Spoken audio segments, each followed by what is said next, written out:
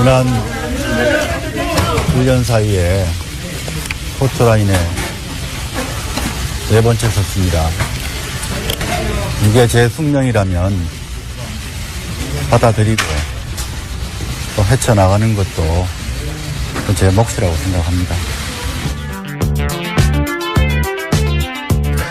우병우 전 민정수석의 말인데요. 본인은 숙명이라고 했는데 업보라고 보는 게 더 맞지 않을까요? 이 자신의 법꾸라지 행태가 자기 운명에 흙탕물을 일으킨 거 그거 아닌가요?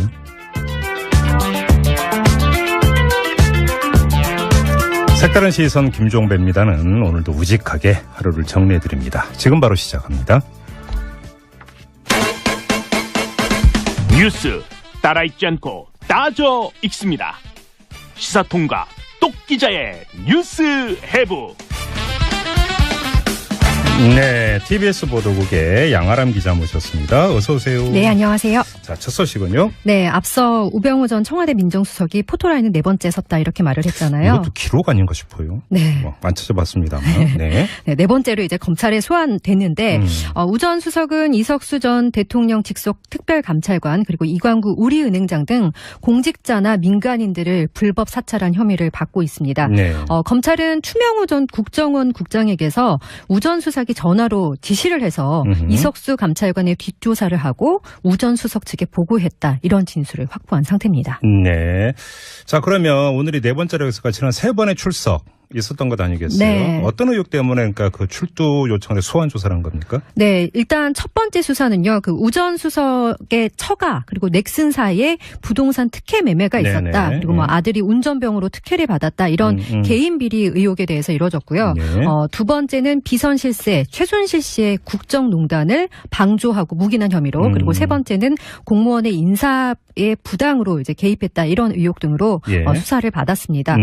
검찰이 두 번째, 세 번째 수사에서 우 전 수석에 대한 구속영장을 청구했는데 모두 네. 이제 기각이 됐었고요. 네. 이번 4번째 수사에서도 구속영장을 청구할 것으로 보이는데 네. 이제 법원이 과연 어떤 결정을 내릴지 관심이 모아지고 있습니다. 양 기자는 어떤 결정을 내릴 거라고 생각하세요? 왜 안 틀리면은 안 되는 건가요? 괜찮아요. 이번에는 기각 안 한다? 네, 한 표? 네, 좀 조심스럽습니다. 뭐 조심스러워. 네, 틀릴 수도 있으니까요. 네, 50대 네. 50인데 저도 그렇게 보는데 왜냐하면 사실은 요번에 이제 그 소환 조사하는 목적, 그 네. 혐의가 이전에 3번보다 훨씬 더 뚜렷해요. 네. 훨씬 더 뚜렷하고 거기다가 사안의 어떤 악성이라고 하는 게 사찰을 그 지시하고 비선보고를 받았다는 것 아니겠습니까? 네. 그러니까 이전에 어떤 그 했던 혐의보다는 상당히 사안이 중하고 또 한 가지는 관련자들이 이미 검찰에 진술을 했다는 거 아니겠습니까? 네. 사실을 시인을 했다. 네, 진술이 확보됐고요. 추명호 네. 전 국장, 최윤수 전 국정원 2차장 모두 그 시인을 했다고 하는 점. 바로 이것 때문에 구속영장이 발부될 가능성이 높다. 조금 전에 그 최윤수 전 2차장에 대해서는 검찰이 구속영장 청구했다는 지금 뉴스도 나오고 있던데요. 네. 최윤수 전 2차장에 대해서 구속영장이 발부가 된다면 우병우 전 민정수석의 앞날도 어느 정도는 가늠해 볼 수 있을 것 같습니다. 자, 다음으로 가죠. 네, 오늘 아침 이 소식 듣고 또 혹시 놀라셨는지 모르겠는데 북한이 오늘 새벽 3시 17분쯤에 장거리 탄도 미사일을 발사했습니다. 잠도 안 자요, 잠도. 네. 75일 만에 이제 다시 도발을 한 건데요. 네. 새벽 시간대로 골랐고요. 네. 북한이 이제 바로 낮에 조선중앙방송을 통해서 정부 성명을 발표를 했습니다. 오늘 미사일 발사로 국가 핵무력이 완성이 됐다. 로켓 강국의 위협이 실현됐다고 이렇게 선포를 했습니다. 근데 이번에 발사된 미사일이 사실은 그 이전보다는 상당히 진전이 된 것이다. 이런 평가가 나온다면서요. 네, 오늘 서훈 국정원장이 국회 정보위원회 전체 회의에서요. 그동안 3차례에 걸친 그 대륙간 탄도미사일 ICBM급 중에서 가장 진전이 됐다 이렇게 말을 했는데요. 예. 국정원은 오늘 그 탄도미사일이 최대 고도 4,500km로 960km를 비행했다고 밝혔습니다. 네네. 미국 제임스 매티스 국방부 장관도요. 역대 북한이 쏜 미사일 중에서 가장 높은 고도까지 올라갔다 이렇게 말을 했습니다. 뭐 고도 곱하기 2인가 이러면 뭐 사거리가 나온다고 하던데요. 네. 자, 트럼프 미 대통령 한마디 했죠. 네, 백악관에서 기자들에게 이렇게 말했다는데요. 네. 우리가 다뤄야 할 사안이다. 우리가 처리하겠다. 이렇게 말하면서 뭐 네. 북한에 대해 달라질 것은 없다고 강조를 했다고 합니다. 자, 여기서 이제 그 주목돼야 되는 것은 북미 관계가 앞으로 어떻게 가느냐, 트럼프 행정부가 또 어떻게 하느냐. 네. 이게 지금 초미의 관심사 아니겠습니까? 그래서 관련 전문가 한 분 연결을 해서 도움 말씀 듣도록 하죠. 한동대 김준형 교수 교수 연결합니다. 여보세요. 네, 여보세요. 안녕하십니까? 예, 안녕하세요, 교수님. 네네. 자, 이 북미 관계에 대해서 좀 여쭤봐야 될 것 같은데요. 이 트럼프 미 대통령이 북한 미사일 발사에 대해서 미국이 처리할 것이다. 이렇게 이야기한 걸 두고 국내 언론이 뭐 별별 해석을 다 내놓고 있는데 교수님은 어떻게 읽고 계세요? 예, 뭐 영어로 하자면 we'll take care of인데요. 예. 그러니까 처리할 것이다는 뜻이지 여기에 we라는 말이 그렇게 의미가 있는 건 저는 아니라고 생각해요. 그러니까 그래요? 예. 우리 계획 안에 있다, 예상했다, 처리할 수 있다, 기조는 뭐 안 바뀐다, 네. 뭐 이런 거죠. 네. 지금 국내 네. 국내 언론에서 이제 그러니까 해석되고 있는 가장 그 첫 번째가 뭐냐면 미국이 지금까지는 중국에게 이 북한 문제를 좀 해결해 달라고 요청을 했는데 이 중국의 그러니까 속칭 약발이 먹히지 않으니까 이제 미국이 본격적으로 팔 걷어붙이고 나서려고 하는 것이고 따라서 강경 조치가 따라올 가능성이 있다. 이렇게 해석을 하고 있는데요. 제가 보기에는 좀 오반 것 같고요. 그래요? 어떤 점에서 그렇게 보세요? 왜냐하면은 그 트럼프가 이제 기본적으로 그런 큰 전략을 가지고 출범한다고 생각하지 않고요. 아까 예. 말씀드린 것처럼 이게 뭐 또 코리아 패스크 얘기까지 나오는데 네. 그 정도는 아니고요. 그러니까 이런 충분히 내가 감안하고 있는 플랜 안에 있는 것이고 그리고 우리가 준비된 압박의 제재 단계를 높이는 것이지 여기에서 우리가 더 이상 중국한테 안 맡기고 우리 걸 하겠다 뭐 이런 정도의 게임 체인지는 아닌 것으로 저는 알고 있습니다. 그러니까 좀 이제 번역을 하자면 뭐 예상했던 일이고 다 준비돼 있으니까 너무 걱정하지 말라 이런 뜻으로 읽으면 된다는 말. 내가 충분히 처리할 수 있다 이 정도로 해석하는 게 맞는 것 같아요. 그러면 이제 트럼프의 또 다른 발언, 그러니까 접근 방식과 관련해서 아무것도 달라진 것은 없다라고 하는 오히려 이 발언에 방점을 찍어야 된다 이런 말씀이시군요. 그렇죠. 그러니까 저렇게 북한이 나온다 하더라도 내가 굽히지 않는다. 지금 기싸움 중이지 않습니까? 예. 그러니까 북한이 뭐 미국 전역을 사정권으로 했다고 해서 내가 바뀌는 건 없다. 내가 굴복하는 건 없다. 기죽을 일은 없다. 뭐 이렇게 봐야죠. 그러면 지금 그 이 대북 그 미국 정책에 있어서 뭐 큰 변화 이런 것들은 미리 그 앞서 나가면서 이렇게 예상할 이유가 전혀 없다 이렇게 봐도 되는 겁니까? 전 두 가지로 봐야 될 것 같습니다. 하나는 이게 뭐 충분히 예상됐고 우리 보셔서 아시겠지만 한국도 대처를 잘 했는데요. 네. 그러니까 미국 전반적으로는 기본적으로 제재 시스템을 계속 가져간다는 것이고, 그 다음에 이제 아마 이제 안보리가 열리고 또 조금씩 이제 증가시키는 제재를 강화시키는 쪽으로 갈 것 같습니다. 문제는 틸러슨과 함께 이쪽에 이제 대화파들이 이제 75일이나 했으면 대화의 조건이 어느 정도 마련된 거라고 보는데 이번에 이게 또 쏘기 때문에 소위 대화파들의 목소리가 좀 작아질 가능성은 저는 있다고 봅니다. 아, 그래요? 그러면 이 트럼프 행정부 안에서 이른바 강경파와 대우파 간의 밀고 당기가 좀 있을 것이다 이렇게 전망을 하시는 거네요? 그렇죠. 대화파는 소위 말하는 이제 60일 법칙이라는 게 미 국무부 낸 나름대로 있었습니다. 그게 뭐냐 하면 이제 60일간 도발을 하지 않으면 기초적인 대화의 준비는 한 것으로 본다고 북한에게 이제 끊임없이 이제 그 시그널을 보냈는데요. 이번에는 북한이 사실상 지난번에 그 UN 트럼프 쓸어버리겠다는 연설 문제 삼아서 거절을 했고요. 그다음에 자기 페이스대로 지금 프로그램을 가져가는 거니까 숭타오가 갔을 때도 안 만난 거고요. 그러니까 나름의 이제 기싸움의 차원도 있지만 북한은 자기 프로그램대로 지금 가고 있는 측면. 태길 부분에서는 뭔가 기싸움이 있지만요. 이 자체가 안 하던 걸 갑자기 뭐 하게 된다. 그런 건 아니라고 봅니다. 네네. 그 뭐 일각에서는 지금 이런 상황에서도 이 북미 간의 이 물밑 접촉은 있지 않았겠는가 이런 뭐 추정을 했었는데 이게 그러니까 전혀 없었던 것 같아요.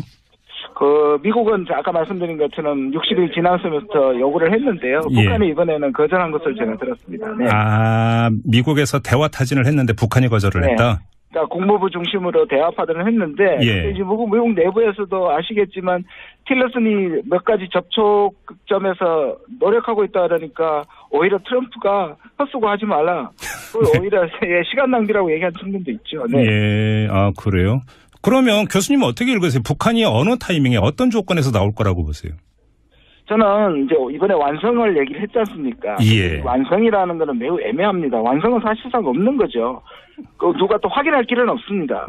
90%냐 100%냐는 그걸 실제로 사용하지 않는 한은 모르겠죠. 그러니까 북한이 이게 완성이라고 얘기하면 완성이라는 최악의 부분을 놓고 협상을 해야겠죠. 아, 그래요? 그러니까 저는 북한이 이번하고 모르겠습니다만 한 번 정도는 더 할 수 있다고 보는데요. 내년 초나 신년사를 통해서 우리 완성했다.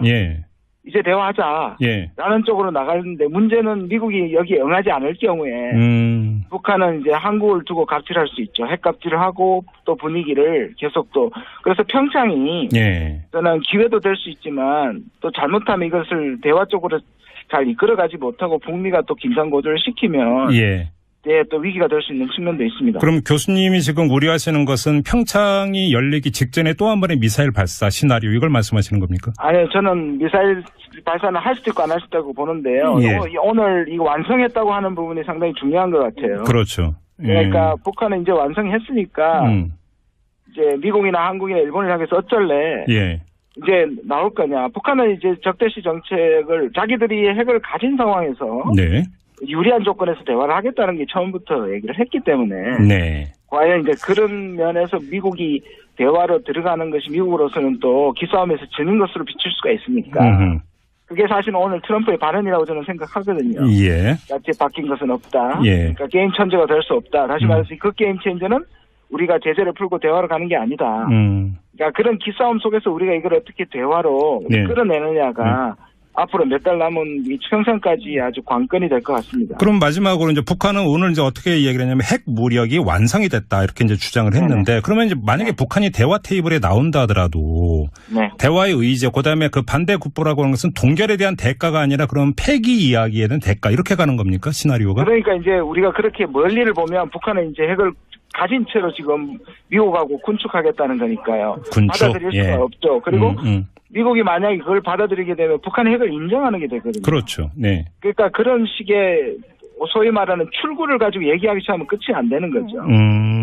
이 대화를 시작할 수도 없다고 봅니다. 그러나 네. 일단 대화 모드로 들어가서 네. 예를 들어서 우리가 당장의 비핵화를 하지 못하더라도 적어도 평화올림픽으로 만들어야 되지 않습니까? 그럼요. 그런 부분에 대한 우리가 입구에서 얘기를 해야지. 자꾸 출구를 얘기하면서 입구에 못 들어가면 예. 그거는 좀 우리한테는 상당한 문제가 된다고 생각합니다. 그러면 그 입구가 뭘까요, 교수님? 근데 입구가 이제 도발을 더 이상 하지 않는 거 하고, 그 다음 우리는 평화로 만드는 거 북한이 참여하고, 예. 그 다음에 자연스럽게 내년에 이제 군사훈련. 저는 북한하고 뭐 freeze for freeze라고 얘기하는 쌍준단 얘기할 필요도 없다고 봐요. 그러면 그게 북한의 요구에 굴복하는 거니까 그렇게 하지 말고 오히려 평창의 올림픽을 위해서 수년하는 그러니까 평화를 하면서 군사훈련을 하는 것이 어울리지 않으니까 예. 그게 북한을 넣을 필요도 저는 없다고 생각합니다. 요즘 나오는 이야기가 바로 그런 맥락이군요. 그러면 네네네. 예. 네네. 이번에는 기각 안 한다? 예, 한 표? 네, 좀 조심스럽습니다. 뭐 조심스러워. 네. 틀릴 수도 있으니까요. 네, 50대 50인데 저도 그렇게 보는데 왜냐하면 사실은 요번에 이제 그 소환 조사하는 목적, 그 혐의가 이전에 세 번보다 훨씬 더 뚜렷해요. 네. 훨씬 더 뚜렷하고 거기다가 사안의 어떤 악성이라고 하는 게 사찰을 그 지시하고 비선보고를 받았다는 것 아니겠습니까? 네. 그러니까 이전에 어떤 그 했던 혐의보다는 상당히 사안이 중하고 또 한 가지는 관련자들이 이미 검찰에 진술을 했다는 거 아니겠습니까? 네. 사실을 시인을 했다. 네, 진술이 확보됐고요. 추명호 전 국장, 최윤수 전 국정원 2차장 모두 그 시인을 했다고 하는 점. 바로 이것 때문에 구속영장이 발부될 가능성이 높다. 조금 전에 그 최윤수 전 2차장에 대해서는 검찰이 구속영장 청구했다는 지금 뉴스도 나오고 있던데요. 뉴스 따라 읽지 않고 따져 읽습니다. 시사통과 똑기자의 뉴스 해부. 네, TBS 보도국의 양아람 기자 모셨습니다. 어서 오세요. 네, 안녕하세요. 자, 첫 소식은요? 네, 앞서 우병우 전 청와대 민정수석이 포토라인은 4번째 섰다 이렇게 말을 했잖아요. 이것도 기록 아닌가 싶어요. 네. 안 찾아봤습니다만. 네. 네, 4번째로 이제 검찰에 소환됐는데 우 전 수석은 이석수 전 대통령 직속 특별감찰관 그리고 이광구 우리은행장 등 공직자나 민간인들을 불법 사찰한 혐의를 받고 있습니다. 네. 검찰은 추명호 전 국정원 국장에게서 우 전 수석이 전화로 지시를 해서 이석수 감찰관의 뒷조사를 하고 우 전 수석 측에 보고했다. 이런 진술을 확보한 상태입니다. 네. 자, 그러면 최윤수 전 2차장에 대해서 구속영장이 발부가 된다면 우병우 전 민정수석의 앞날도 어느 정도는 가늠해 볼 수 있을 것 같습니다. 자, 다음으로 가죠. 네, 오늘 아침 이 소식 듣고 또 혹시 놀라셨는지 모르겠는데 북한이 오늘 새벽 3시 17분쯤에 장거리 탄도 미사일을 발사했습니다. 잠도 안 자요, 잠도. 네. 75일 만에 이제 다시 도발을 한 건데요. 네. 새벽 시간대로 골랐고요. 네. 북한이 이제 바로 낮에 조선중앙방송을 통해서 정부 성명을 발표를 했습니다. 오늘 미사일 발사로 국가 핵무력이 완성이 됐다. 로켓 강국의 위협이 실현됐다고 이렇게 선포를 했습니다. 근데 이번에 발사된 미사일이 사실은 그 이전보다는 상당히 진전이 된 것이다. 이런 평가가 나온다면서요. 네, 오늘 서훈 국정원장이 국회 정보위원회 전체 회의에서요. 그동안 세 차례에 걸친 그 대륙간 탄도미사일 지난 1년 사이에 포토라인에 4번째 섰습니다. 이게 제 숙명이라면 받아들이고 또 헤쳐나가는 것도 제 몫이라고 생각합니다. 우병우 전 민정수석의 말인데요. 본인은 숙명이라고 했는데 업보라고 보는 게 더 맞지 않을까요? 이 자신의 벅꾸라지 행태가 자기 운명에 흙탕물을 일으킨 거 그거 아닌가요?